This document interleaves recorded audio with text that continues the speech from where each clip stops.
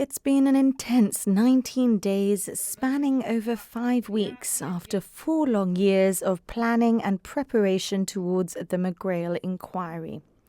For those involved in the inquiry, proceedings will have no doubt consumed every element of their lives. It is, of course, a public inquiry, and GBC has brought proceedings at the Garrison Library to you wherever you may have been.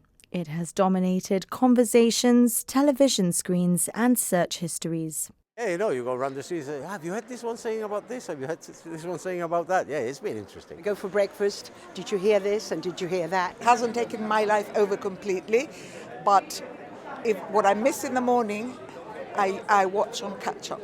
Simultaneously, depends who's talking. Friends have been watching it and been talking about it non-stop, but I personally have not had a time or interest in it.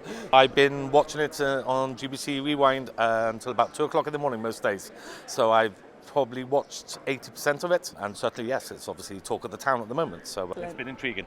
Thank you, GBC. Many have been gripped. After watching key players via live stream daily, London silks and international lawyers have become local celebrities recognised down Main Street. Whether it's coming across Patrick Gibbs shopping in Morrison's, walking past the counsel to the inquiry, Julian Santos on his evening run, or spotting Adam Wagner taking a stroll along the waterfront, it's been a new experience for us all. It's probably been a new experience for them too, with the chairman taking his daily exercise around the rock. On Monday, I watched it from the very beginning to the very end.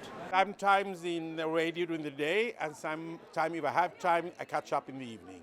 But it's been a common practice in the office. I think too many people are following it for the wrong reasons. I've seen lots of people with headphones on. 25% of my day, I'm thinking about it. For GBC, streaming numbers say it all. We were always very aware that this was an important story for Gibraltar as a community, and that's why we fought to take cameras into an inquiry for the first time ever. Audience record figures for us as a broadcaster, more than 3,500 views. That's online only, throughout the live streaming every single day. Catch-up is now at more than 18,000 views, and the figures just continue to grow. We get feedback from people, everybody telling us that everybody's just talking about the inquiry. The reason why everybody's talking about it is because they've been consuming it on television, radio, and gbc.gi. As a corporation, we're very pleased we've been able to deliver this for the people of Gibraltar. And it's interesting, we're speaking here with our timeline of important events in the history of broadcasting. The fact that GBC has been able to broadcast this inquiry will go down in local history.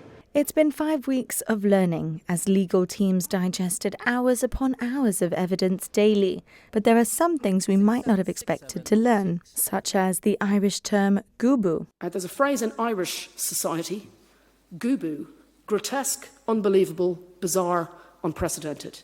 That there's an age restriction for visitors to the inquiry. Do we know what their age is? I think we'll get it established. Can we nod if they're 14 and above? That old habits die hard. Just so they appear in Hansard. Not in Hansard. And that Sir Peter Openshaw knows his authors. I don't think it was Oscar Wilde. It's attributed to him. Yeah. Yes. And he is tough on his timings. This is a very long quarter of an hour. He certainly stuck to the rules. But despite the inquiry rules against posting on social media in real time, there have been tweets throughout, courtesy of our feathered friends. Black caps, blackbirds and blue tits have provided the backdrop to proceedings.